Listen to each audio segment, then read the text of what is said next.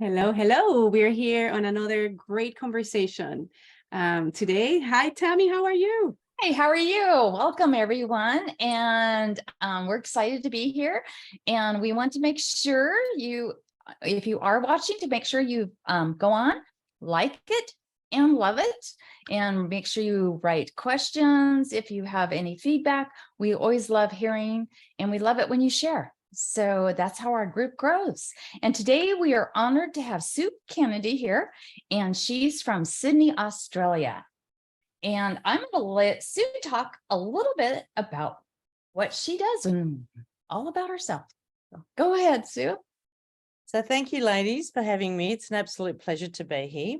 So yes, I'm from Sydney, Australia. My business is Author Academy, and I am predominantly a book coach, which is where I help people get their books written and published.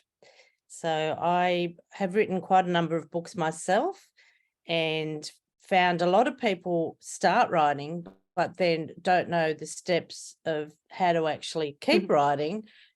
And then, of course, all the other bits and bobs that you need to do to pull it together to actually publish it. So I thought I need to help people do that, because it is quite an undertaking.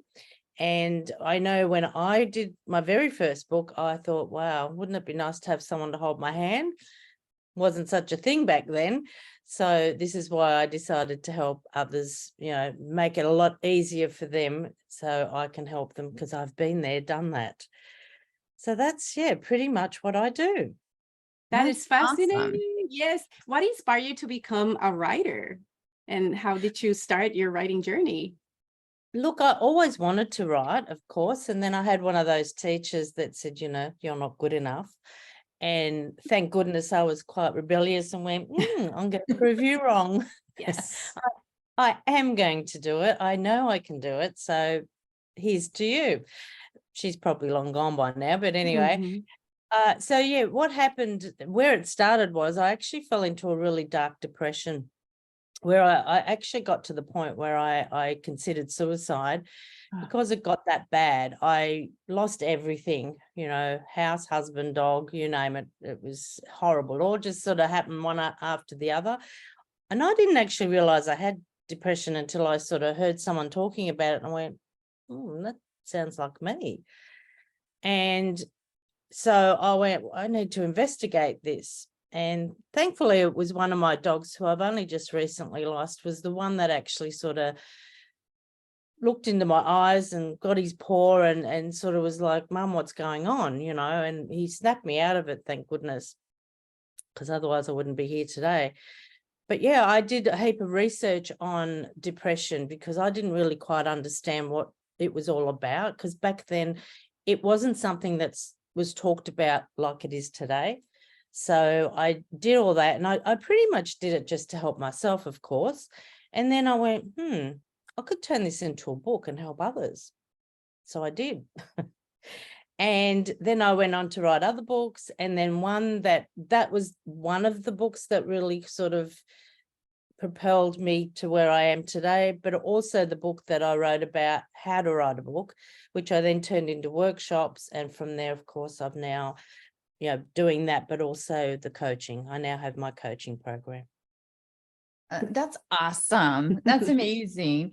And actually, we kind of understand about writing a book, since both of us have written books. Yes. It's a lot of work, and people don't realize it. And I always recommend that you have somebody that is coaching you, helping you. Because I couldn't imagine doing it all on my own without at least guiding me through the process a little bit. Right. So it's amazing that you're helping like that. It is like, because you don't know what you don't know. It is a long process, and quite easy to get it wrong if you're not sure what's happening, and how, and to even where to look. A lot of people don't even know where to go looking to get help. So it's always nice to have someone, having your back and guiding you along the way. And what is, Sue, what is the common denominator you find is it writer's block? Is it they just want to become authors and they don't know where to start? I mean, I know this is a broad question, but what would be a common thing that describes the people you attract? Mm-hmm. Right. So there's a couple of different people that I attract, and they are business owners that would like to have a bigger reach and get credibility. The other are people that have been through traumatic experiences and want to write their own story about their own traumas so that they can, one, heal themselves, but also heal others that are going through it. But Kind of what you did, right? Yeah, kind like of what I did. Yeah. Yeah. With that Well, first and this is yeah, and it's the same with anyone that starts their business. It's whatever we've been through, because and we're the perfect ones to help others because we've been through it ourselves.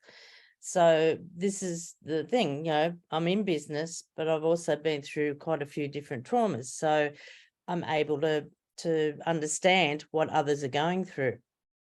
And so a lot of people, well, they don't realize how powerful it is to actually write your book and your story, how empowering it is. Like, it's so amazing to be able to do that. But a lot of people don't realize, how beneficial it is, and they don't know where to start. And then the other thing that I get a lot of is, oh, I'm not good enough. And who would want to read my story?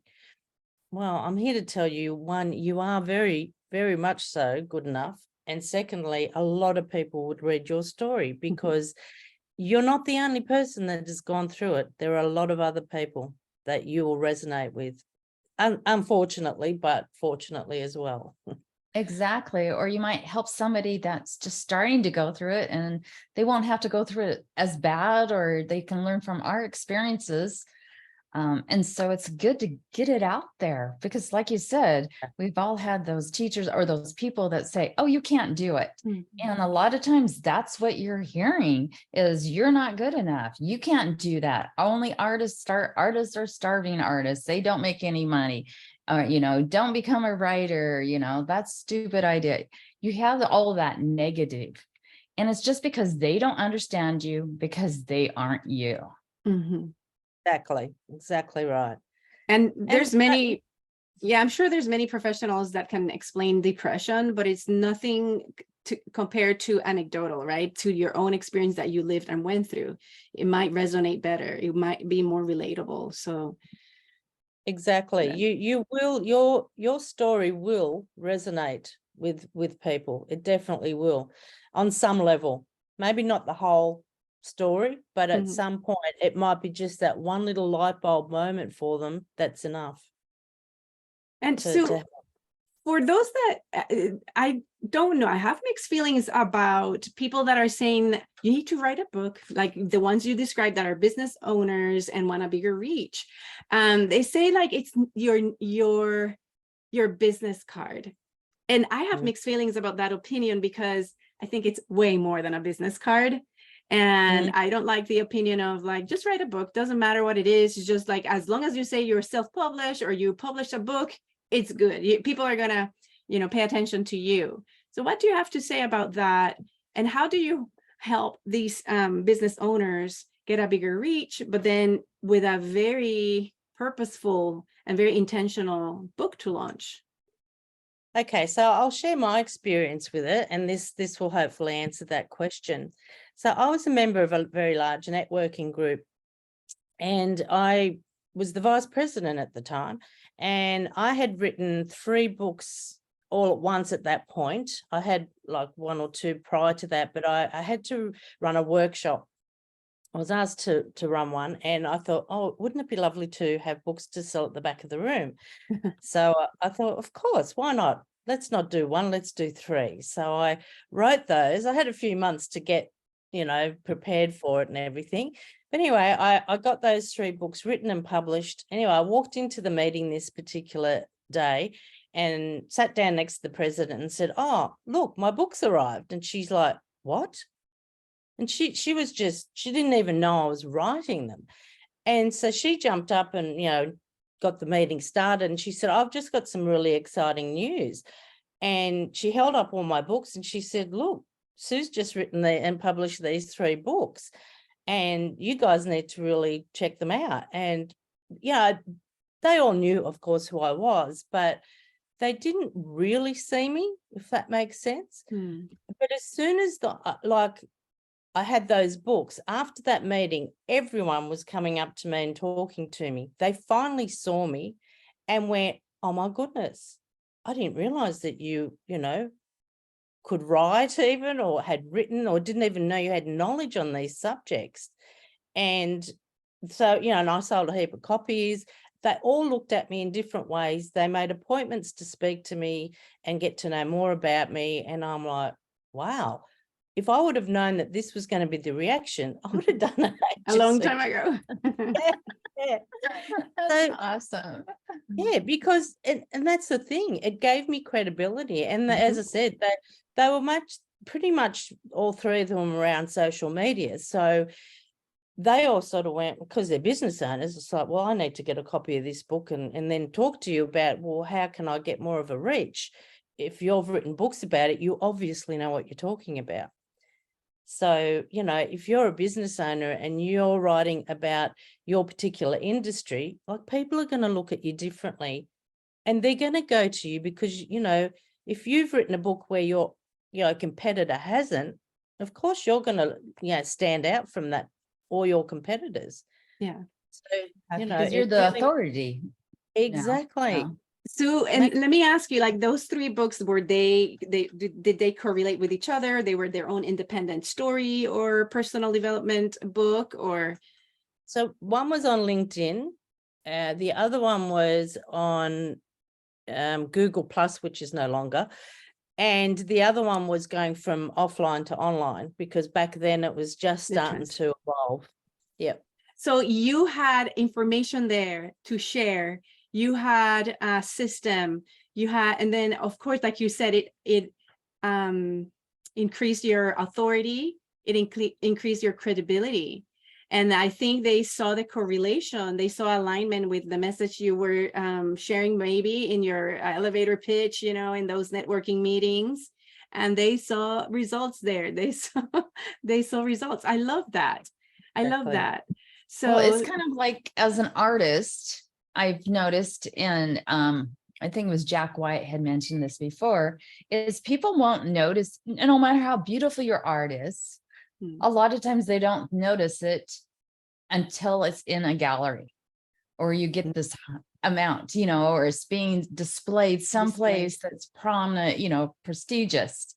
And, it's like, it was kind of like when my art, even though I'd been selling art since I was 14, selling art, but there was like family that didn't even notice or thought anything about my art until it was in a gallery. No. Or when I was doing a 22-foot wall in a custom home, then they're like, oh, you actually do, you're an artist. And it's like, well, I've been an artist all these years, but in the same way with the book, it's like, you're writing a book, so totally get that.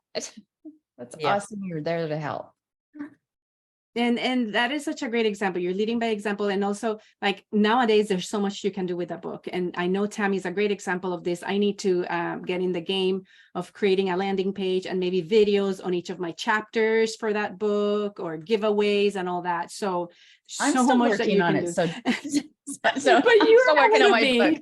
You're ahead of me. It's great. Hey, and Sue's not just an author and does all this book stuff, but she's an artist as well. Amazing. We have so much in common. It's amazing. Have you written a book where you kind of share about your artist journey? Not yet, but I like it. Not yet, but you will. I will do it, because it's like, that's my happy place. Well, I mean, my happy place is helping people write their books, but my own personal, happy place is doing my art. I just, I love it. That's where I go when things, are maybe a bit tough. That's where I go to help get myself back on track. And if I'm going through, something, like recently lost my dog a few months back. And so I went, did my art to try and get myself through that. So have you written a book about grieving? Like you must be a grieving coach too, because your own experiences with so much loss. I am so sorry, but I'm sure it's made you stronger. Have you written a book on?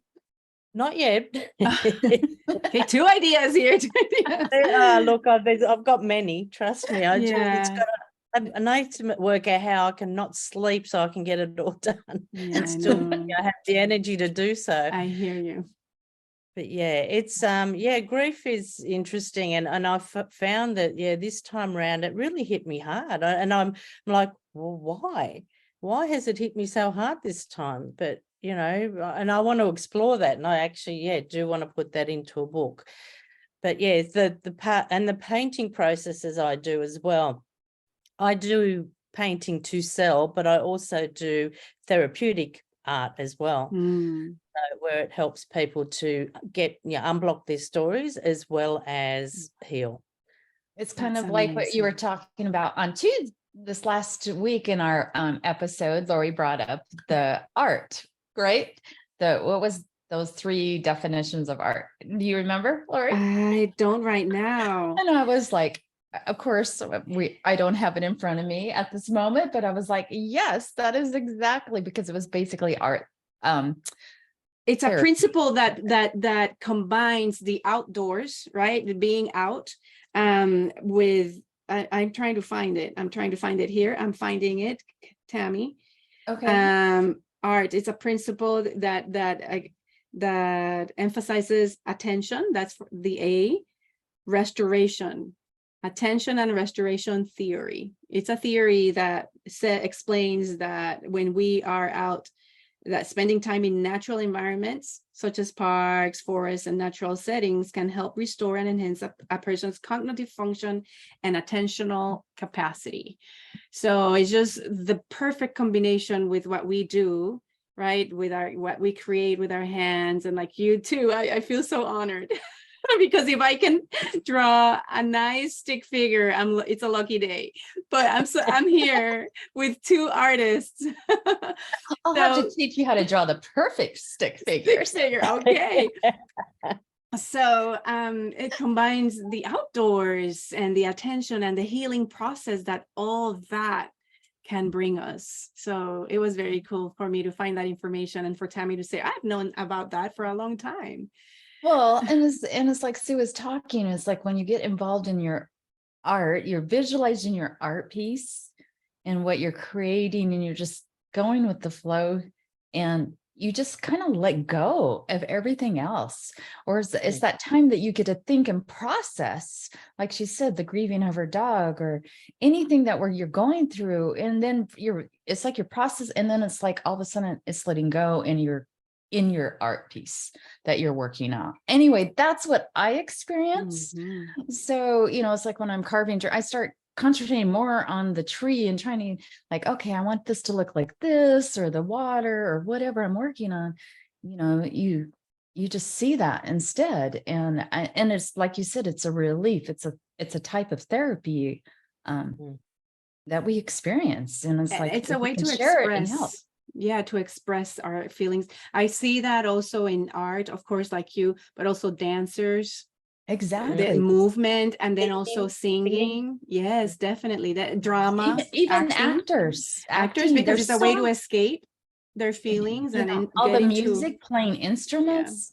I mean, there's so much, and writing is an art. Exactly, because what happens is you're concentrating, as you said, Tammy, you're concentrating on that particular thing that you're doing, whether it's or any of the ones we've just mentioned.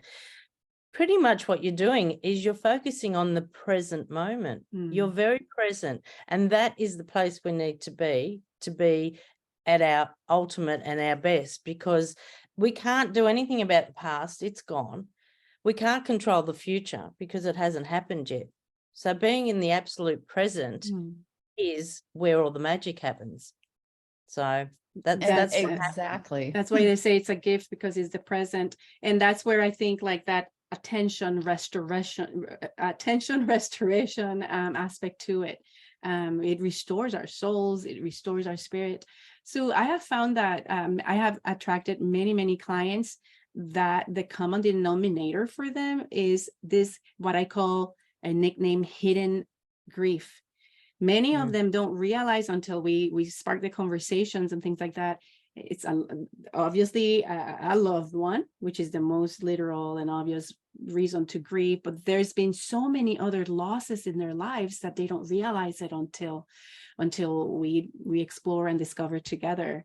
So it's amazing to know and realize when there's awareness, when we're conscious about it and do something with it and about it, how to remove those limiting beliefs. And that's my steadfast forward method in my book, is just resolving, releasing, and then reframing those circumstances to be able to move forward. So I'm sure you're doing a great job helping this clients that you have, either for a bigger reach or just to share their trauma story for healing for themselves and for others. And I know you're doing a great job. I want to pause here very quick to just encourage our viewers to like and share, to comment, and also ask questions. This is a recording that we're going to have and share with you guys, but the same, we're going to post it, and in the comments, feel free to ask questions for Sue, and I'm sure she'll be happy to answer. Or Definitely. us. We'll be happy to answer any questions or and pass them on. It's like whenever we can help you, let us. So. And then she has a gift for you guys. So I would like her to explain a little bit her gift. I thought it was a gift.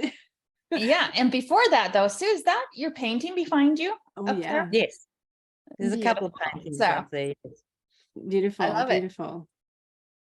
Yeah. So yeah, the big one up the top is called "I Am the Unstoppable Dream." Oh, cool. Wow. I like that. I know you just did a show too, not long ago. Yes. Yes, I exhibited some of my artwork. How about this sculpture? Looks like a Medusa or something. Is that yours? Is it yours? Yes. No, I wish it was, but no. I purchased that, but it's just gorgeous. It is. Absolutely love her. Yeah. Well, there's so many wonderful artists out there. And, and the trick is like I always tell find your own gifts. Don't copy somebody else unless it's just to learn how to do that. But find own, what do you call it? Your own specialty. Don't be a copy.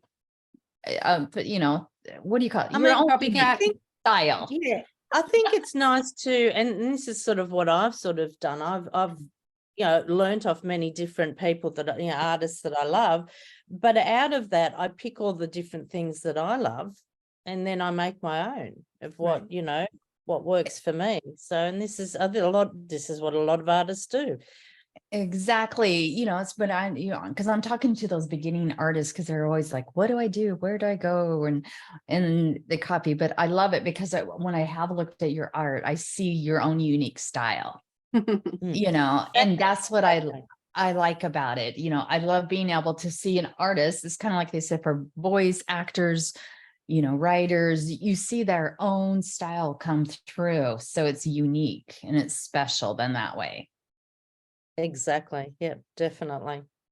So you don't only have one gift for us, you have many options for our viewers. So tell us, what is it that you're giving away? Okay, so I have a page that you can go to, which is www.authoracademy.com.au/gifts, GIFTS. And on there's a few different goodies, and they're all free. You just have to pretty much sign up, supplying your email. And there is a thing on there about limiting beliefs, which is what we've sort of briefly touched on. It is a thing that people struggle with, that stops them from doing a lot of things, not just writing, lots of things. So that's on there. I have a 30-day free writing challenge. Wow. So that's a lot of fun. A lot of people love that. It's pretty much you get an image sent to your inbox every day for 30 days. You look at the image for 5 minutes and then you write for 15 minutes about it. Oh, I love that. It's very, a lot of fun. A lot of people love doing that. And then, of course, I have a link to our podcast where people can go and listen to all the shenanigans that CJ and I get up to. And but it's a lot of fun. It's called Full of Words. And I also have a free 5-part e-course on there. And then last but not least, I do have an offer of a 30-minute free heartstorming session with me. Oh, awesome. That's where you are. amazing. Lots of choices. Yes, our audience is so lucky. Lucky. We always have the best speakers that come on here. So I really, really appreciate you. Especially because we are working with time zone changes here. You're on Friday. So and people don't realize she's a day in Australia. They're a day ahead of us, of course, except for those that are in Australia, or the UK, they understand a little bit more. But, if you're not used to it, I'm glad you're up on it and helping me keep up on it. For the times. This is a minor major detail. This is why we're recording this. We didn't want to miss this opportunity to have Sue with us. And you have seen how resourceful she is, inspiring she is. And yes, I love the fact that she started from researching first about something that she was intrigued about, curious about, and then she was able to discover a lot of information and write about it to help others. What is it that you are struggling with? You can do research about, so you can write and document something where someone can find it and learn from you. Just as business owners, she already shared also how important it is to have a bigger reach with a book. And Tammy and I we have been able to do that, and we share that same opinion that it's amazing. It's an amazing process. Well, and I know Sue has another mutual connection between the three of us. Is a mutual friend who's a coach. Yes. Kevin Day, right? Kevin Dees, yes. So, and it just shows them the importance, how important we believe in coaches and mentoring. So it's like, if you want to write a book, contact Sue. Yes. So. Yes, there's some things that are better. It's a shortcut, right? It's a shortcut. I'm sure we can do this, but if we have someone there guiding us, it's going to be even a better experience. So Sue, thanks for being with us. Thanks for sharing your wisdom. And we will be posting stuff not only here on Power of Our Nature, but on our new Facebook page that Lori and I are doing together, called Unlocking Freedom in Nature. Mm-hmm. And we actually are putting together a full website that we're going to be adding stories and a lot more information. And as you know, we're doing retreats also. So YouTubes. See us in several places. So yes, we're going to be haunting you. Thank you so much, Sue. And Tammy. Thank you so much, Sue, for being here. Did you have any last tips or comments before we leave? Just want to say thank you so much for having me. It's been an absolute pleasure. And yes, anyone that is already starting to think about their story and writing about it, then it's obviously something you really need to listen to that voice and take note and do something about it. Amazing. Awesome. Thank you so much. We appreciate you. Bye, everybody. And we appreciate our audience. Thank you so much. Bye-bye. We're excited to hear about the books you're going to write out there. Okay. You're going to write. And then maybe Tammy and I can think of more books to write too. Exactly. Well, we already talked about writing one together. So. That's right. All right. Bye-bye. Bye. Bye.